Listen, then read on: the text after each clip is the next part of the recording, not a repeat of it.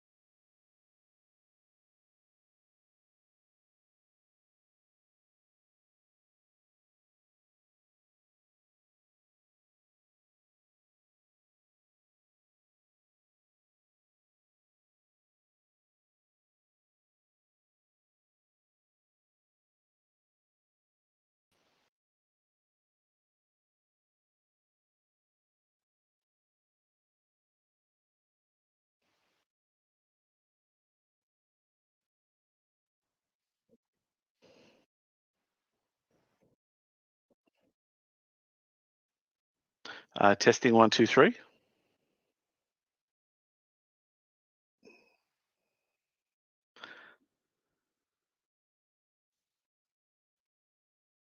Are we working? Hello, hello, hello. All right. Okay. So I guess we'll start again. So I guess people would have been hearing a couple of minutes of nothing, but that's okay. So I'll just basically say that this is, I'll just retrace what I was talking about, but it was basically that this is designed to be fairly basic to give you a general understanding of what this is about, so that if you want to go into more depth, you're at least armed with the basics, and that you can actually tell whether information is legitimate or it's just people talking shit, because probably we're going to see a lot of hype or a lot of FOMO, a lot of hype and FOMO coming out of the back of this, and probably a lot of FUD as well. So a lot of really, really psychotic good news and a lot of really psychotic bad news on the other side of the scale. So we're just trying to look at this in a very basic, matter-of-fact way, so that you're better armed to understand sort of what this whole thing is about, so that you can make better decisions for yourself moving forward. So looking at the Bitcoin halving, what happens every roughly about 4 years or 210,000 blocks that Bitcoin is mined? The reward that miners get, these are the people that are enabling blocks to be created, allowing transactions to go through the Bitcoin network. The reward for performing tasks is massively reduced, well, by half. Now, if you're factoring in the current price of Bitcoin, I mean, that's roughly about $50,000 that they've lost for the work that they're doing. So previously, they would have been earning slightly over 100,000 US dollars per block, generally speaking, because obviously it depends on what the price of the day is. But at 12.5, they would have been sitting at about 112,000 US dollars a block, and that's now just being dropped in half to about 56,000 US dollars a block at a price of about 9,000 USD. So you can see that that's a fairly sizable chunk of their revenue has just been taken out. And the reason why this exists, and this is in the next slide. So we'll talk about, I'll come back to this one. Now, the reason why this exists is that if you understand basic money supply economics, the reason why governments and countries increase monetary supply over time is that as an economy grows, there will be new technologies, new services, new businesses, all these different things that grow. And so that you don't end up with cash becoming ridiculously expensive, and so that you can both maintain cash supply for new businesses and new activities and new industries of growth, so that you can maintain cash supply for those businesses without existing businesses needing to adjust the prices that they set for their products. So, for example, if you existed in an economy that just sold wood and people were just using cash to buy and sell wood, and then suddenly stone came into the economy, and then it's like, well, how do you have enough available cash if all the cash is being used to trade wood? How do you then move cash from the wood industry into the stone industry without messing up everything in the wood industry? So as a nascent stone industry starts, you would increase the cash supply, so that that would have an inflationary effect, and then you would then that money would then be able to be spent on the stone industry as that grows, and then additional monetary supply would be introduced as new industries grow. So that's a real basic, real overly simplified way in which the economies around the world work, and the reason why we have this increase in monetary supply. Sovereign currency supply is determined by governments. So they'll actually look at what's happening in an economy, what GDP growth is, what new industries are happening, and then obviously there's a number of other, probably say less economic and more political reasons why monetary supply is managed by governments. And so with the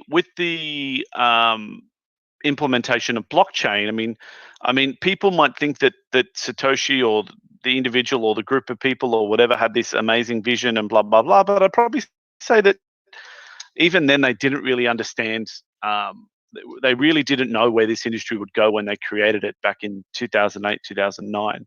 Remember, the white paper was released in 2008, but then the first block was produced in 2009. So very long time ago, and a lot has happened since then.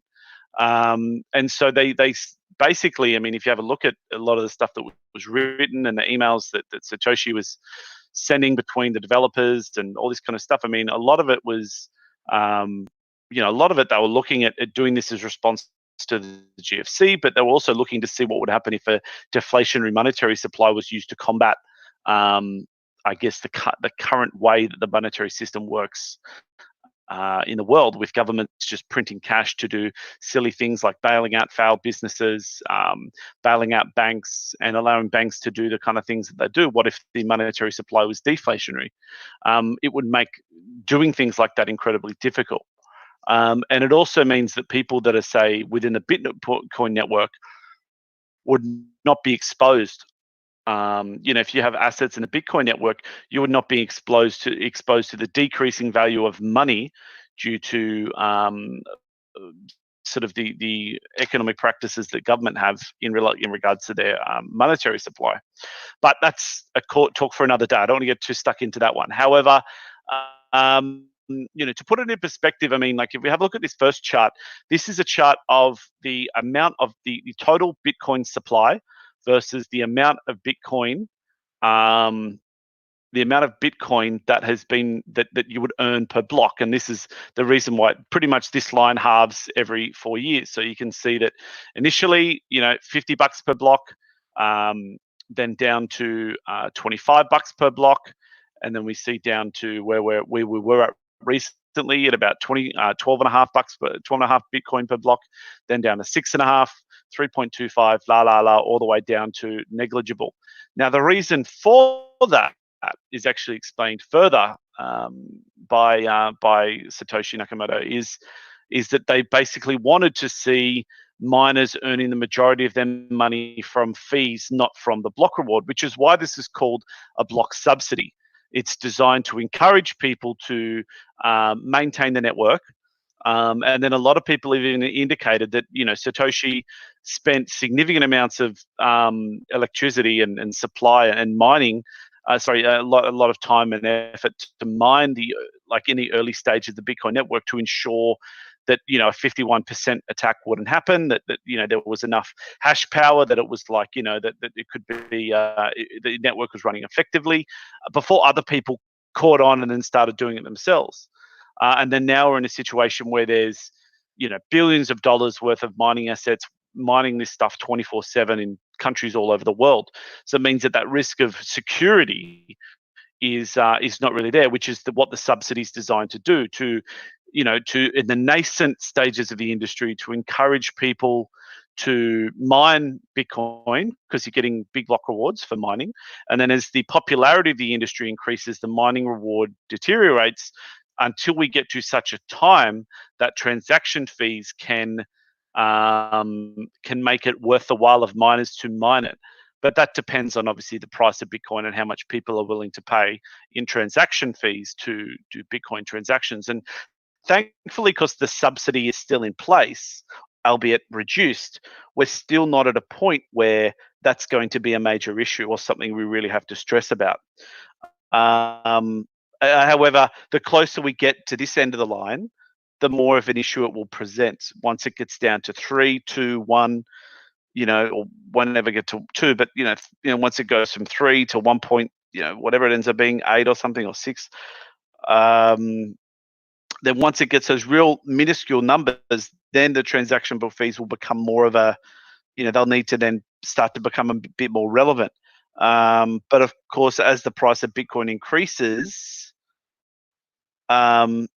you know, people might not be willing to spend 0.001 of a Bitcoin, because if Bitcoin's worth 100 grand, you know, the amount you're getting through transaction fees will be a lot less. So the subsidy is designed for that reason. How it will play out in the long term, I mean, we're still waiting to see. But essentially, that's the reason that this exists. Sorry, Peter, you had a question.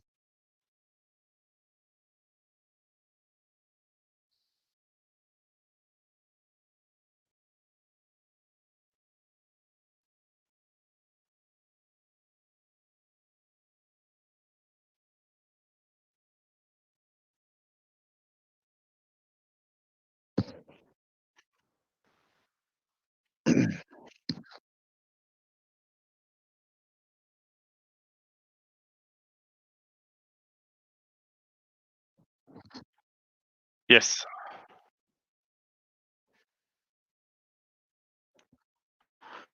But the amount that they're earning is negligible. Like if you're going to compare, if you compete, so for example, up until very recently, you're earning 12.5 Bitcoin per block. The transaction fees wouldn't have even been 1 Bitcoin. Like it would have been fractions of a Bitcoin. So to make the transaction fees, the price of Bitcoin needs to be very, very high, or the amount of miners needs to be still dispersed but a lot lower, so that the electricity cost isn't as high. There has to be less competition to make transaction fees a realistic kind of compensation for these guys. And it is a free market thing, so it is yet again one of those things that sort of, I guess, was part of the core of what Satoshi was trying to achieve. And without the actually interviewing the guy themselves, we just have to speculate on what was written in the white paper and what was written in communication emails between the team and him back in the day. But essentially, obviously, that's the idea, is it's a free market choice. I mean, a miner has a choice to make a loss, sort of in the same way that with Bitcoin Cash, when the Bitcoin Cash and Bitcoin SV thing happened, Bitcoin Bitcoin Cash miners would mine Bitcoin Cash at a loss because of their ideological desire to take hashing power away from the Bitcoin SV network. Even if it didn't make economic sense to do it, as in you're losing money doing it, that ideology was, that's sort of what caused people to make a loss. So it's sort of, but now, I mean, we're going to get into the Bitcoin Cash story in a second, but now we see that kind of ideology, the amount of money that people are willing to put behind it, is limited, as in people will still abandon the cause if they're not making money. So it is something that we need to be considerate of, is that the guys who all the hashing power, the guys who are enabling the network, are being rewarded through a subsidy in the same way that, the corn industry in America is, they basically farm corn at a loss every year, but they're subsidized by the government in such a fashion that they can still make money out of it. The same thing happens here. The difference between the corn industry and, here, is that everybody knows there is a dwindling supply of that subsidy as time goes on. And that means that, whereas in the US, it's perpetual. And it will just keep going forever because the corn industry is so big, and they'll lobby the government and get politicians fired if they, sorry, not fired, but they'll run against them and screw their election campaigns so that they can keep their subsidies if anyone tries to change it. Whereas in Bitcoin, we don't have that. Like, pretty much the rules are set. Like, the way that it is this is how it is. This is what we're going to have to deal with for the next 50 years. And that's both a blessing and a curse, is that the only way to change this requires massive community consensus. I mean, it will end up, the main party that could change it is the miners. So maybe something could happen there, but it would be incredibly detrimental to the cause if something like that happened. So yeah, sure.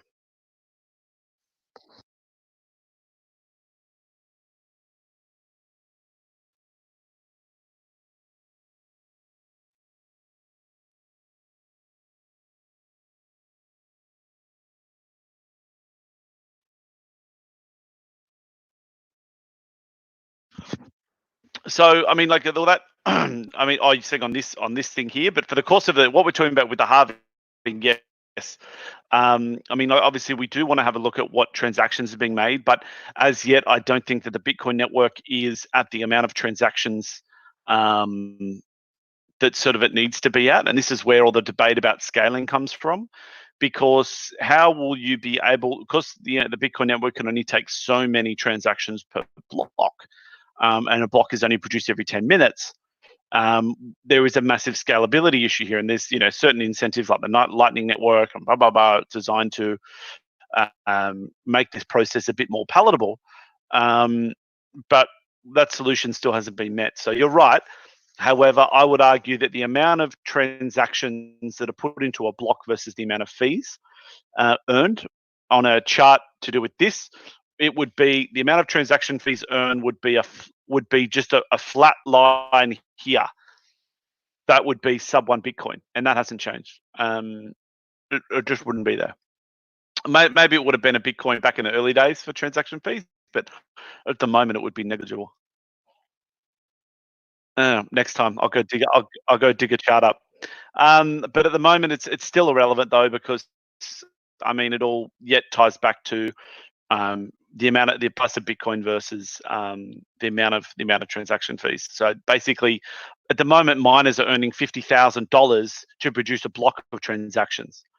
That's what they're earning because of the price of Bitcoin, and that, as anyone would argue, that a bank could do that a lot cheaper. As far as managing economy. Yes,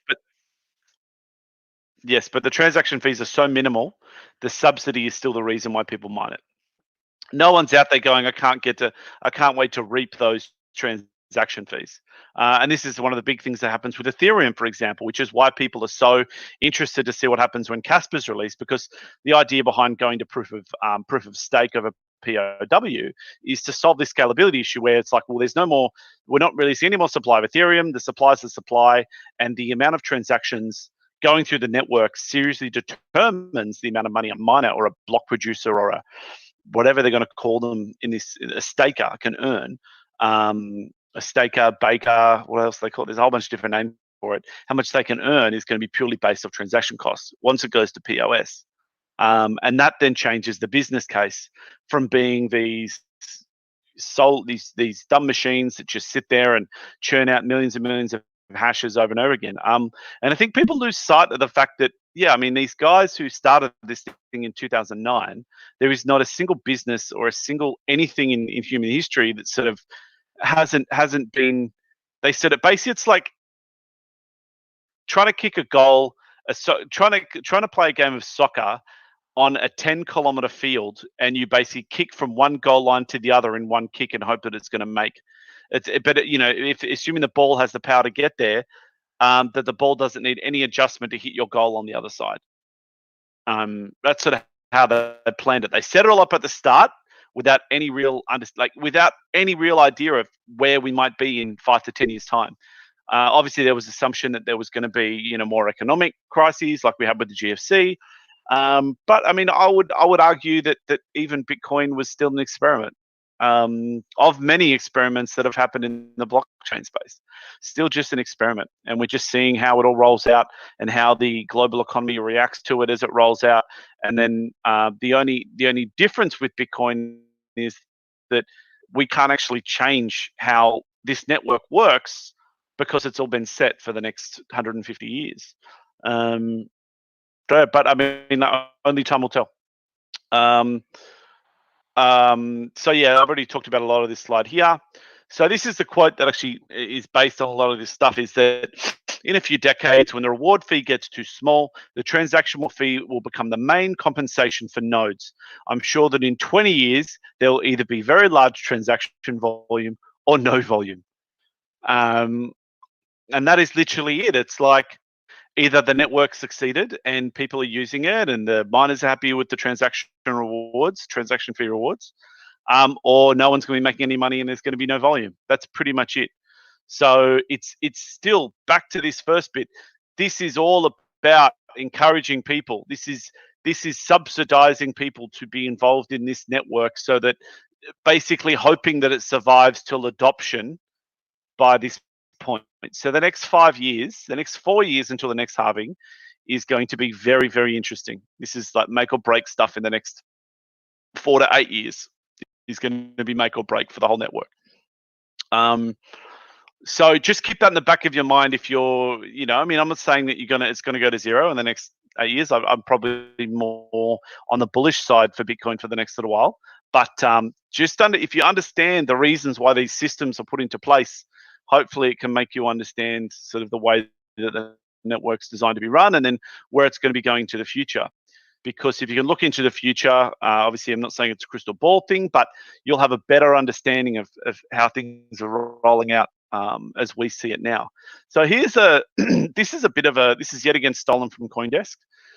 They did some good charts that I couldn't be bothered making myself. This is sort of a bit of a bullish kind of thing, talking about, this is nice. It didn't repeat itself a second time. Therefore, you can't assume that it will repeat itself a third time. As in, it went up 385%, before the halving, and then went up 8,000% after the halving. Previously, it was 150% up from the second halving, and then went up 284% after the second halving. Into the third halving, I'd probably say that we didn't see that kind of price growth, depending on where you had to look at it. I'm actually going to bring up a chart in a second that will show you, but I do believe that for this halving that we will see a price increase, not now, but in the future over time, but it's yet again going to depend on adoption. So remember that in 2016, 2017, there was a lot more hype and a lot less understanding. There was a lot less practical understanding and a lot more bullshit. And also remember that there was the big wave of interest from Bitcoin came from the rise of Ethereum and the ability for these companies to start to release their own coin tokens and sort of raise money and all this stuff. And we had all this hype. And so most of that hype for a lot of those companies, so a lot of that money raised from these companies, that actually got pumped into marketing. And an ancillary, like a secondary beneficiary to XYZ token spending $5 million of marketing to get investors for their shitcoin, the secondary benefit, the ancillary beneficiary was Bitcoin, because that was the original, the first, and then people got involved, and that's what created that hype wave, particularly up here where we're seeing Bitcoin get to 10,000 and then 20,000. I mean, that was hand in hand. We just. You can mute them, Peter. Panawang ako sa'yo, wala kayong kuryente ng 6 p.m. Hanggang 12. Okay, and so you can see that there is that we didn't see it. So you got to also have a look at what was happening in the industry, at the time that saw the rises. And I don't think that the 2016 halving had anything to do, and the subsequent price rise a year later had anything. And if you actually put this chart in perspective, I'll show you in a second, because this chart is actually not. This is more of a log chart. This isn't actually, it's not linear. So 5 cents, 10 cents, 20 cents, it's all the same. And they've this chart, the way that they've done it is not linear. It's a bit weird. This is actually what it looked like after the halving in July 9, 2016. And that's a year. That's a year there from this blue line when the halving took place, and then a year later. It looks very different to this year, where you see this nice little curve up. But it was actually kind of boring for the first 6 months at least, until early 2017 after the halving took place. So if you're expecting major booms or busts off the back of this halving, I mean, I'd probably say that if you do believe the history repeats, we're 6 to 12 months out from any real action really happening in this space. I mean, I'll go through a number of different reasons why in a second, but I mean, if you put it in perspective, that's what we saw a year after the year, 6 months later. So if you can understand how news cycles work, how long people's attention spans are these days, by the time we got to here, this halving was forgotten. No one gave a shit about that anymore. And I just don't see this. I don't believe in this kind of thing where you're seeing all these crazy kind of like price predictions on where Bitcoin's going to go because of this halving, purely just based on the fact that we've seen here in 2016, leading up to the biggest hype period of the industry. I'd probably say the halving was not a factor. But you want to ask something, Peter?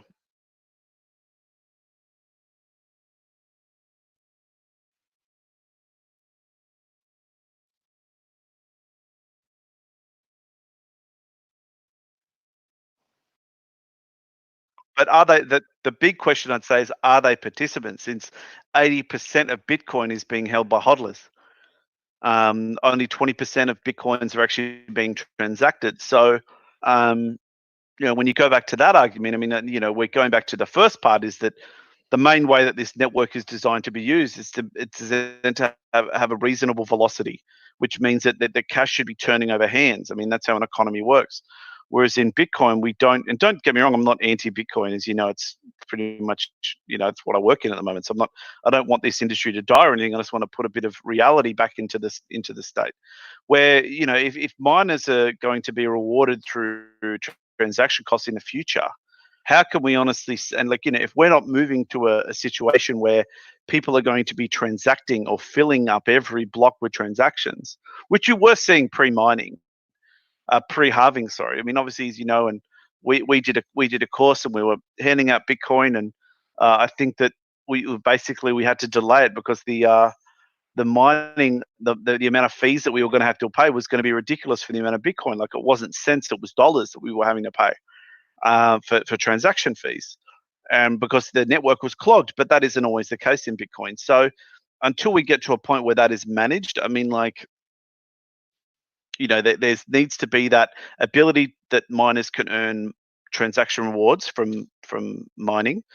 They can earn money from transactions, but there needs to be enough transactions in a block and enough people contributing to the fees for that to be economically sustainable for the miners once that subsidy runs out. And remember, it's not a reward, it's a subsidy. So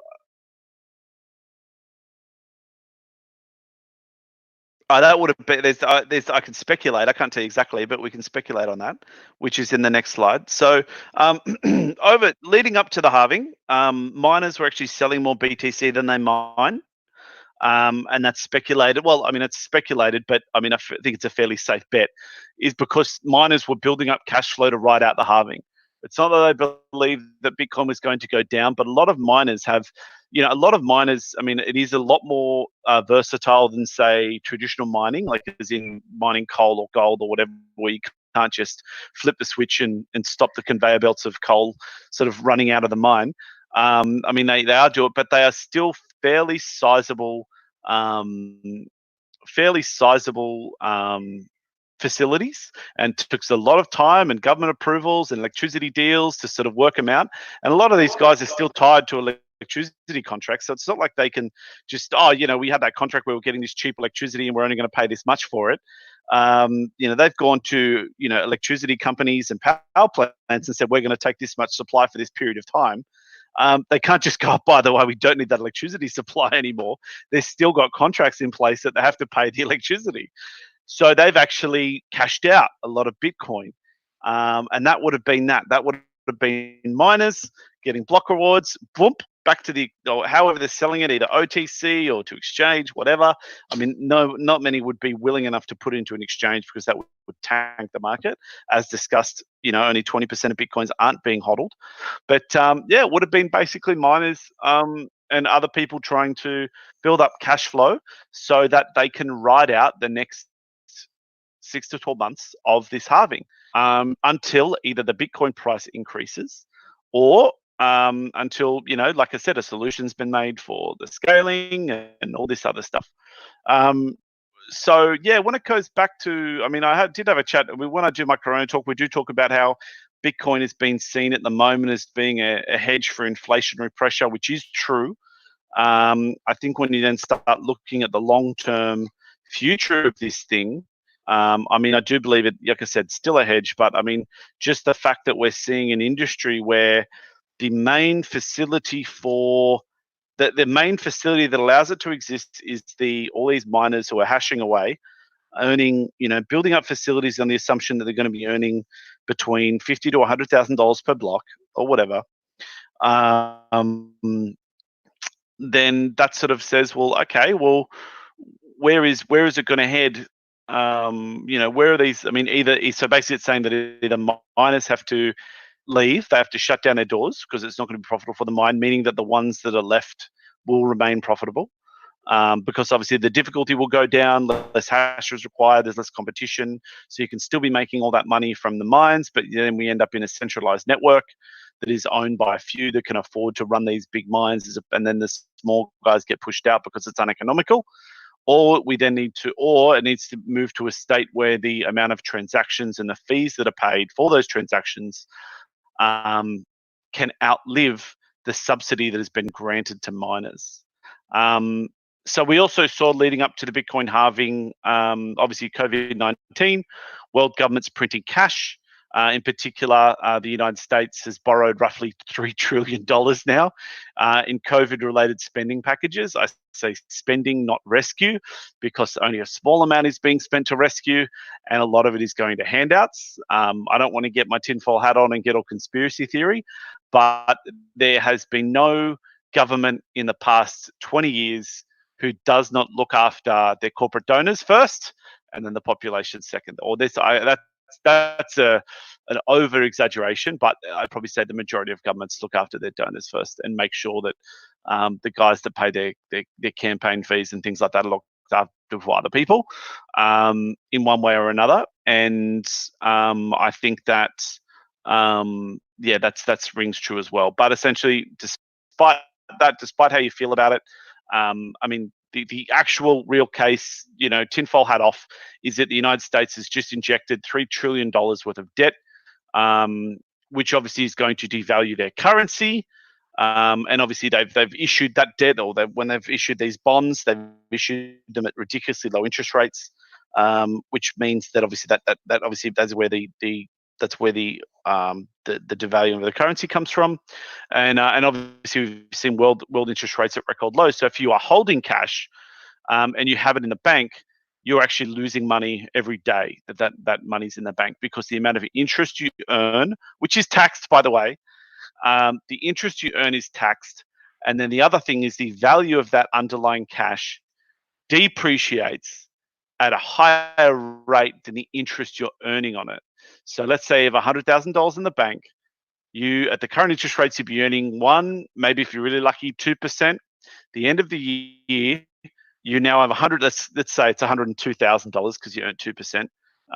Or let's say it was an interest rate in between those and it was compounding, 102,000. But the purchasing power that you have with that 102,000 US dollars is now the equivalent of 98,000 US dollars from the previous year. So it means that if you could have bought a $102,000 car, $100,000 car at the start of 2016, you now need to come up with an additional 4,000 US dollars to buy the exact same car a year later, because of the way that, like, basically inflation would have overtaken the amount of interest you earned. But that's an economics thing, but I probably didn't explain very well. As far as yeah, sorry.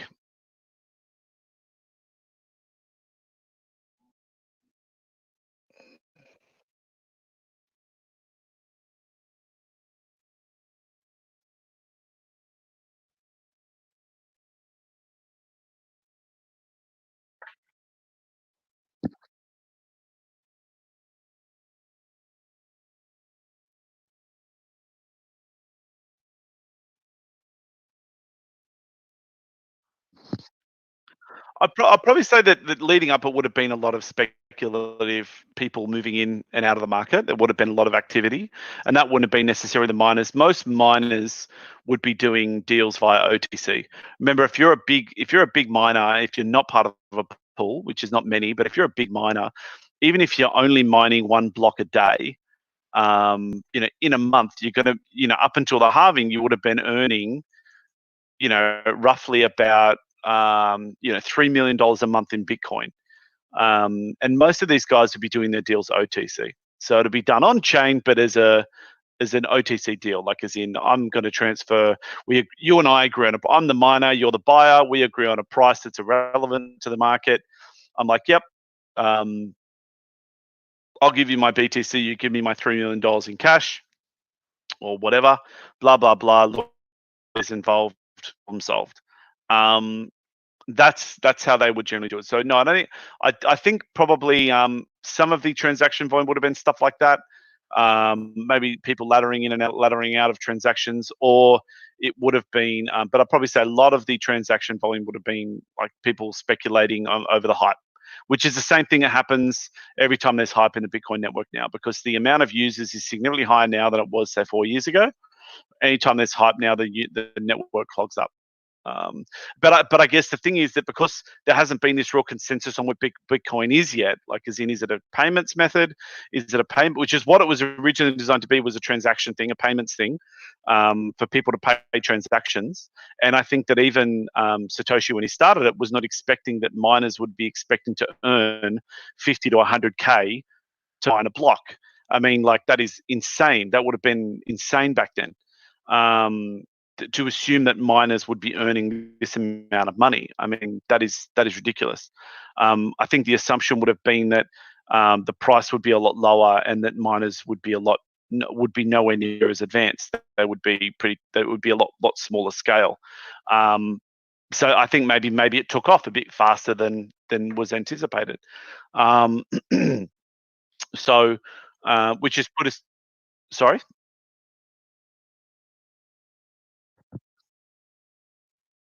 As in from, is this about the velocity of money, or?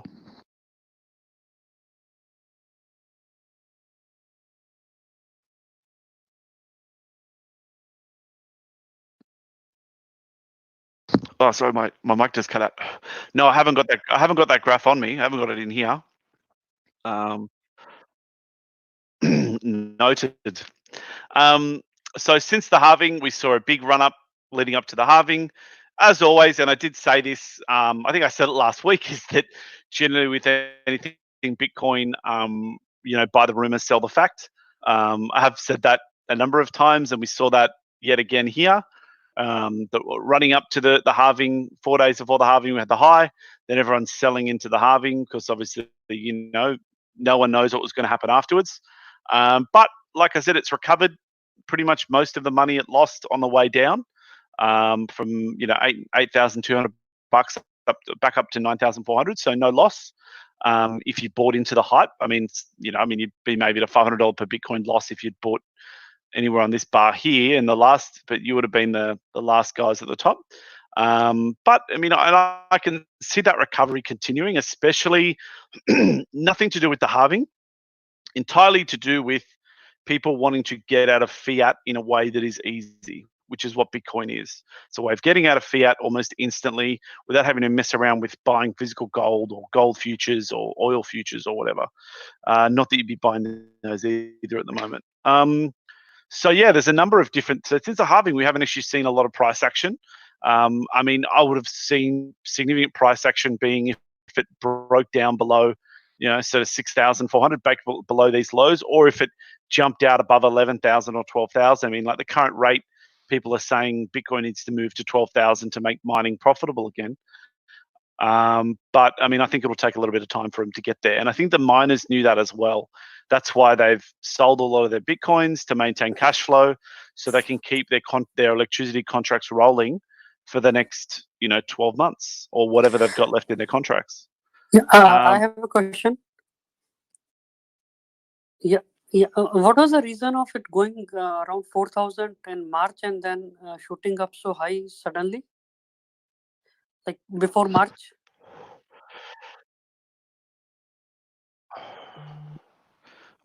You mean when the COVID announcement came out that the World Health Organization said that there was a pandemic? That one?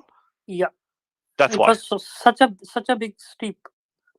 Never forget that we're living in a human system, and there's humans involved. And one of the guys who taught me how to trade, a guy called Aaron, he said the one thing he used to say to people is always remember humans are no damn good, and especially at systems. So that I would say is purely a response to Corona. Everything crashed in around the low came in on the 13th of March for that particular for that particular low, but the crash started just before the 10th. When the 10th was when the announcement of the WHO came out and said, Corona, COVID-19, Corona, or if you're a conspiracy theorist, the Wuhan virus, came out it is a global pandemic, and that's where everybody around the world involved in stocks, even gold took a tumble. Everyone sold out of everything because no one knew what that was going to do to global markets. And I would say Bitcoin investors would have been the same. So if you want, I mean, and I would say that the answer is not any more complicated than that. Yeah, but if you see a few days later, it again had a steep rise, but still there was COVID situation looming. So it's still the same thing.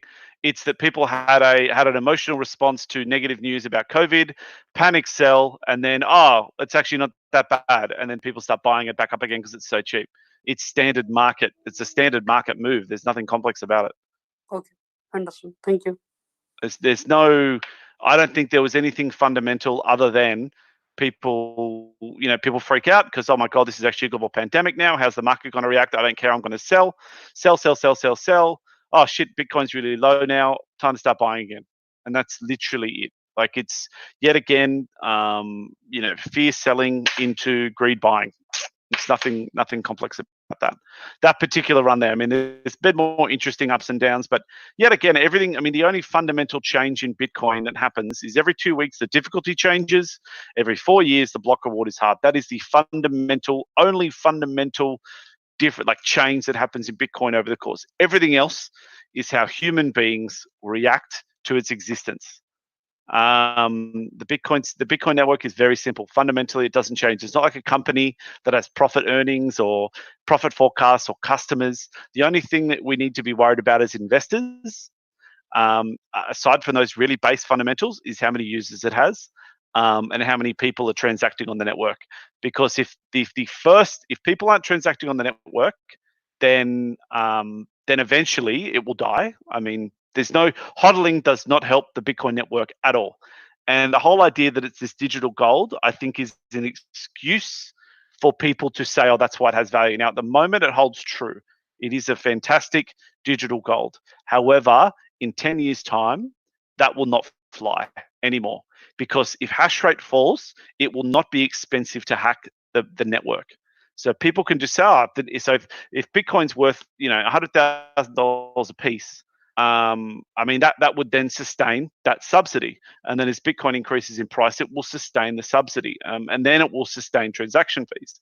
But the issue is you then need to fit more transactions into a block. And I'm not a Bitcoin Cash shill or anything like that. But you then need to fit more transactions into a block, so there are more transaction fees in a block to still make it able to mine. So if you want to understand the amount of money that the Bitcoin network is spending on security is right now, $55,000 per block is how much the Bitcoin network is spending to keep itself secure. It was $100,000 a block up until very recently on security. And there's a lot of articles out there that talk about the ridiculousness of this is because it's an untested, we don't know what the actual point at which Bitcoin can be hacked. I mean, could it be $25,000 and it's still going to be fine? Could it be 10,000? It will still be fine. We don't know. But that is the experimental nature of this currency. But back to it. Someone who halved a little bit before Bitcoin did, I think just about a month before, was Bitcoin Cash. Yet again, I mean, they had a high, Bitcoin had a low, but we're talking scales here that are just inconsequential as regards to percentage change of price. Ran down after the halving, recovered its losses, and then has just stayed in this band. Very boring. However, one thing that is noted, and this is something that everyone should be a bit concerned about, is that after the Bitcoin halving, miners fled Bitcoin Cash. Bitcoin Cash halving, miners fled Bitcoin Cash. And what should have taken 10 minutes to fill a block, the first block post halving of Bitcoin Cash took 2 hours. So what would usually take 10 minutes took 2 hours because there were not enough miners left mining the network, which is yet again this problem. Now, the benefit that Bitcoin has is that so much money's been invested to mining that people aren't just going to shut their rigs off. And admittedly, if you're an ASIC miner, you have the choice of moving between Bitcoin Cash, Bitcoin SV, and Bitcoin to get the most profitability for your hardware. So, you know, you could probably say that Bitcoin Cash can die, the miners will move to Bitcoin. Bitcoin SV dies, miners move to Bitcoin, not a big deal. But then the big issue is then if all these miners are in Bitcoin, how long will they be able to sustain themselves if those subsidies die? Is there needs to be an industry built around this to support all that. Otherwise, it's just like the corn industry, an industry that's subsidized to shit until it dies, or until it just keeps getting subsidies. So there's that. But this is a problem that won't be a problem for 20 years, but it's still something that people need to be aware of. You need to be aware of this so that you can understand when people's trying to explain how the Bitcoin network works, that you can say, oh, but what about this? And all those kind of things. It's just designed to get your brain understanding enough so that you can think about this stuff and make decisions for yourself.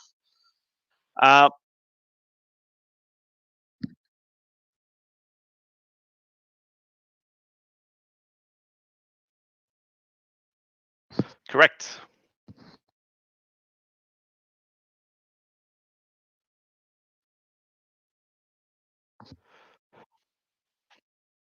Well, he's got his own mining farm going, but obviously, basically, if you understand how the difficulty works, so difficulty is calculated every 2 weeks, and so what would have happened is if there is just a mass outflow of miners without the difficulty rate changing, then it takes the existing small pool of miners longer to get the correct nonce to solve a block.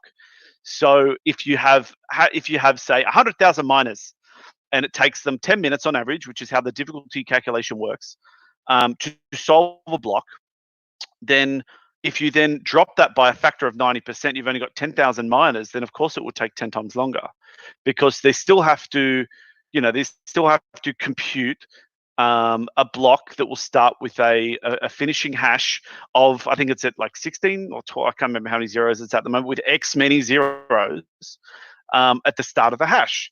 And if you have less miners at the same difficulty, it will still take them longer to find the correct nonce and combination of transactions to find that correct hash.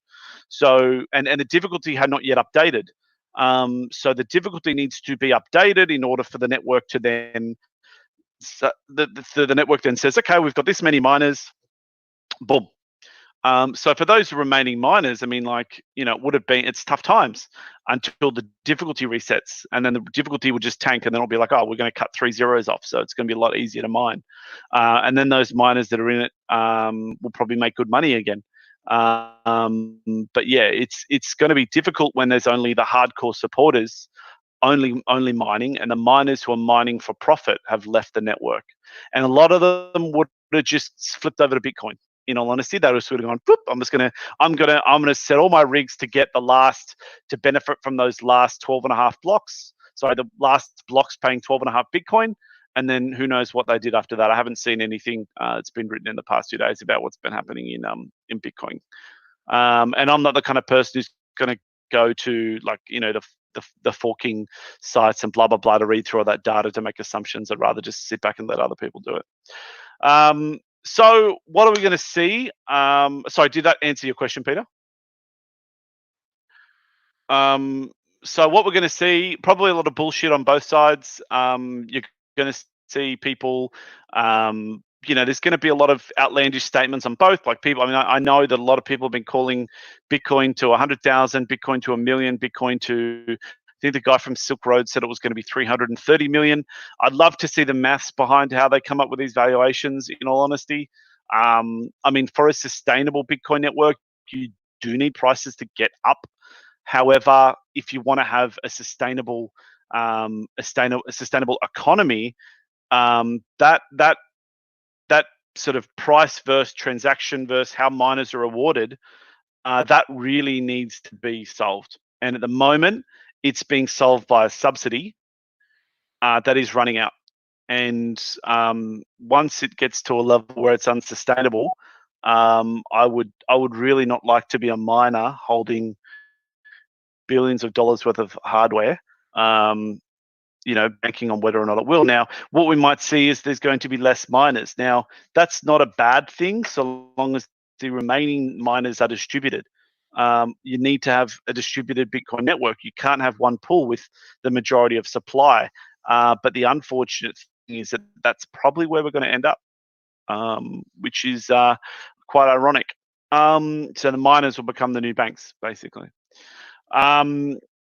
So miners will need to readjust either their business models or their prices over the next 12 months. Either they need to start flogging Bitcoin at a higher price, or just not selling it below a high price, basically removing downside selling pressure, or they'll need to adjust their business models. They'll need to either, change their electricity contracts to be cheaper. They'll need to look at more efficient hardware, or they'll need to look for entirely new businesses to manage, because I don't think that this many miners would be sustainable at current prices if it remains at these prices for another 12 months. And then, but we will also, this is more on a global scale, we will still see a potential move into more secure assets as cash becomes more abundant. Because remember that world governments are still printing money at a higher rate than Bitcoin is, a significantly higher rate. That the governments are spending money that they are literally printing in the form of debt that still needs to be repaid. And there are a lot of things coming out at the moment that, basically, if you're in your 20s now, and it's really unfortunate, but you're going to be paying for the coronavirus debt for the next 10 to 15, 20 years of your life. So that heyday of your life when you should be getting out, starting a career and smashing it, whatever, getting cheap education, subsidized, whatever, a lot of those government subsidized things will no longer be subsidized. So, for example, one thing that I believe will get hit will be education in a lot of places. Cheap uni fees. I mean, in Australia, where I come from, universities heavily subsidized. I think that's going to change because basically governments have racked up, in the case of Australia, like a couple $100 billion, and we're in a small country, 21 million people, 22 million people. A couple $100 billion worth of debt. The States has racked up $3 trillion worth of debt, and that money is deferred to be paid back later. Like debt, the whole point of it is to get paid back. Now, I'm never saying that any government debt is ever going to get back to zero again. I mean, you don't ever want that, but it basically means that your capacity to borrow for future programs is reduced until your debt has been paid down. So that either means that you need to tax the population more. You need to reduce government spending on certain key programs, and it means that basically whatever benefits that people are getting now are going to be paid back over the next 15 to 20 years. And that basically means that the value of the currency that you hold is going to be, probably over the next little while, is going to be worth less. The buying power you have with money in the bank is going to be worth less. I mean, in certain markets, obviously, if you own property, that's usually not too bad. I'm not suggesting people go and buy property, by the way. In certain markets, it's going to be detrimental. Like in Australia, I reckon our property market is completely screwed, just because we are the highest debt to earnings ratio country in the world. I'm not sure about other parts of Asia, but I think some are more strong than others.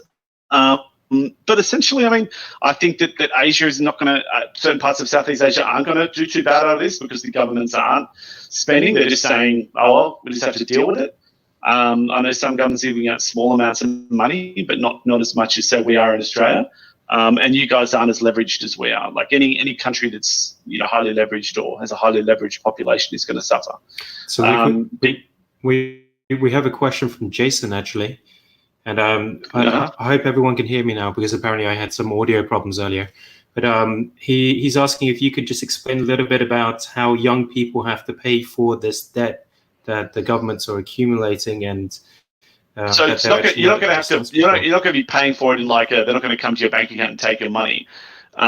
It's more going to be paid in a lack of benefits that previous generations have been able to take.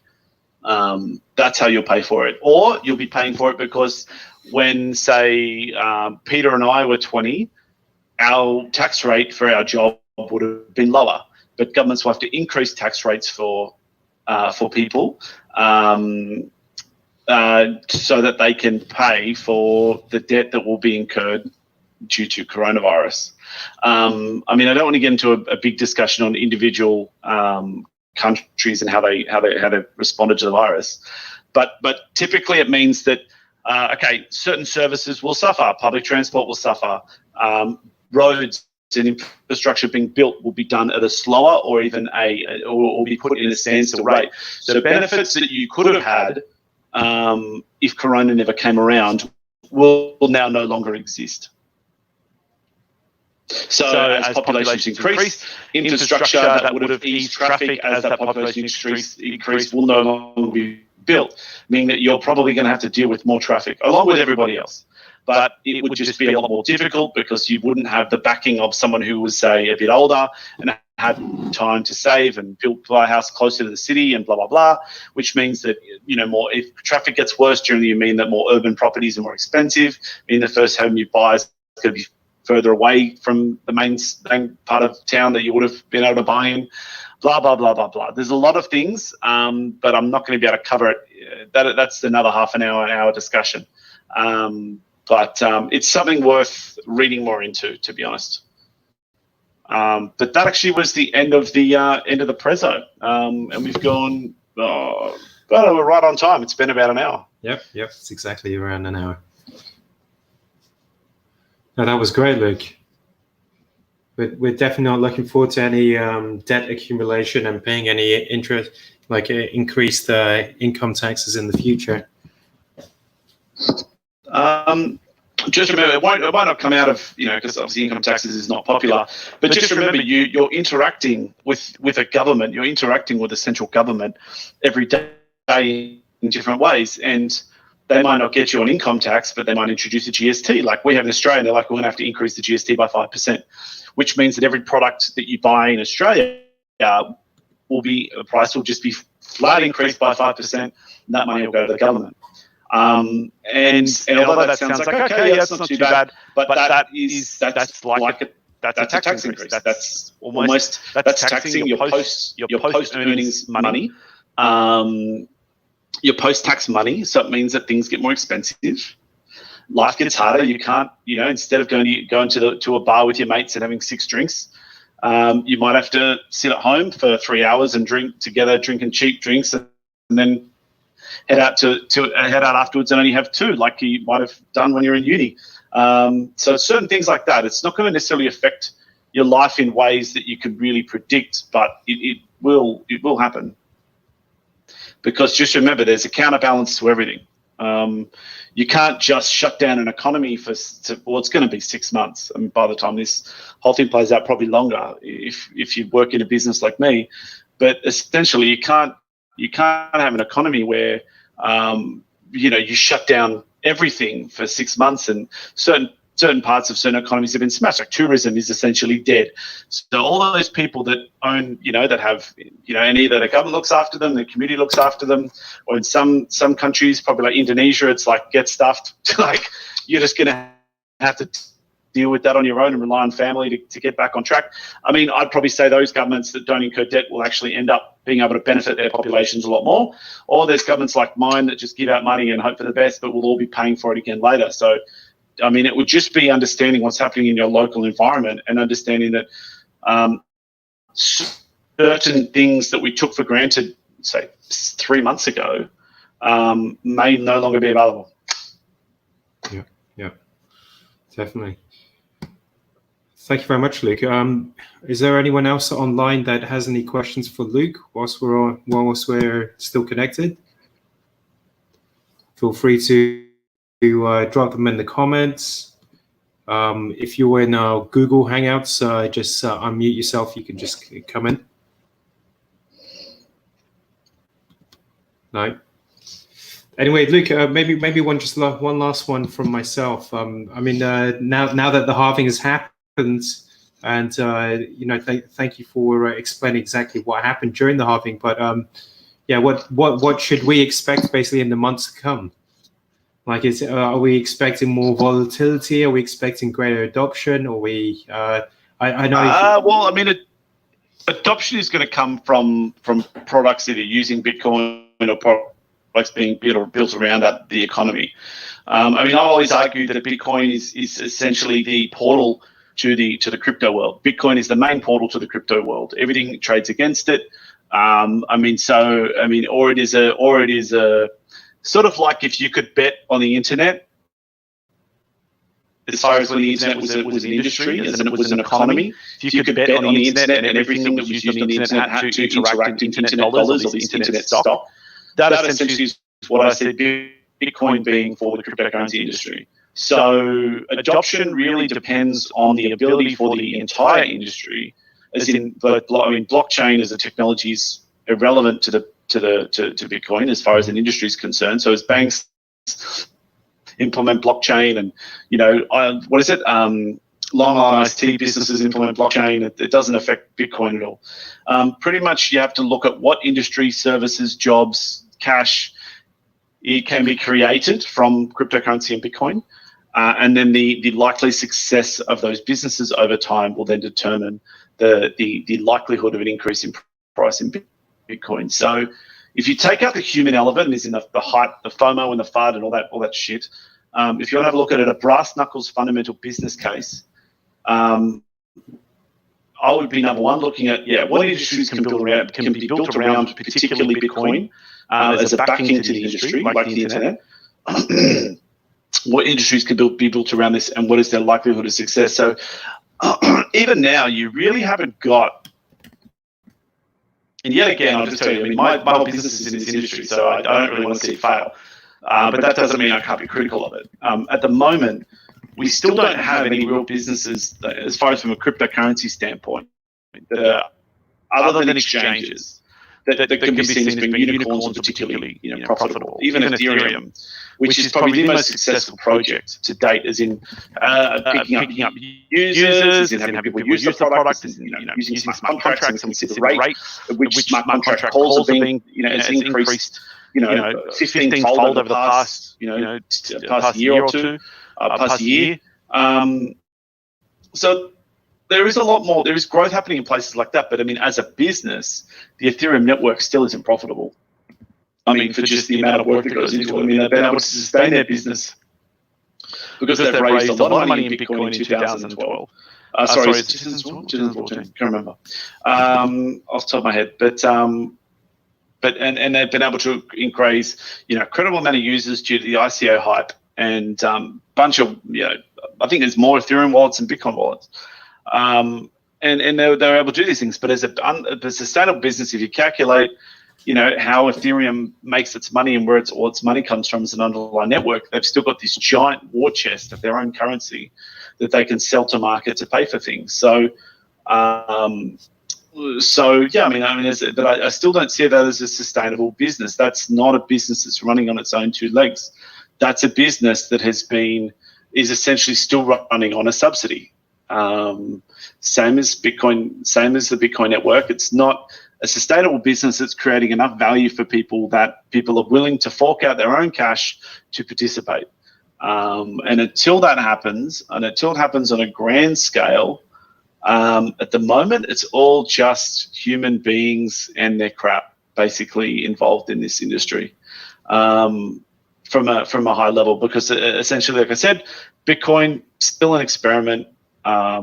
We still haven't, it still hasn't been worked out, and people can speculate and say that they're experts and sit back and say, oh yeah, this is how it's going to play out. It's great, and that could be right. But I mean, at the moment, we still haven't seen how to.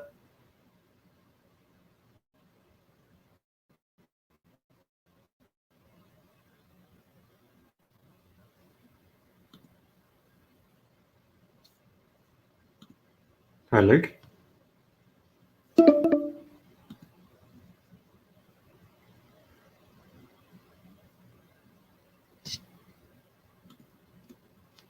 So sorry about that, guys. We seem to have lost the connection. Let me try and bring that back.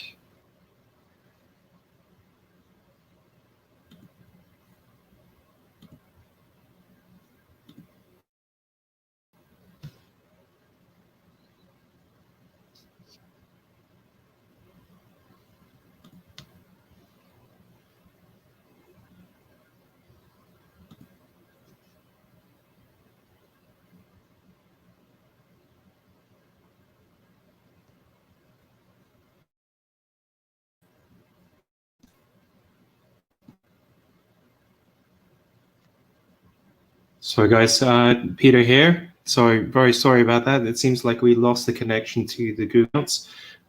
We will work on improving some of the comms connections for our meeting next week. But for those that are still tuned in right now, please check our comments for the Google form to be able to sign to our upcoming seminars. So as I mentioned, we're going to be running 2 seminars in a week. The first one was Bitcoin for beginners. So for those that are newbies in the space, please come and join us. That's usually on well, for next week, that'll be on Tuesday and Wednesday.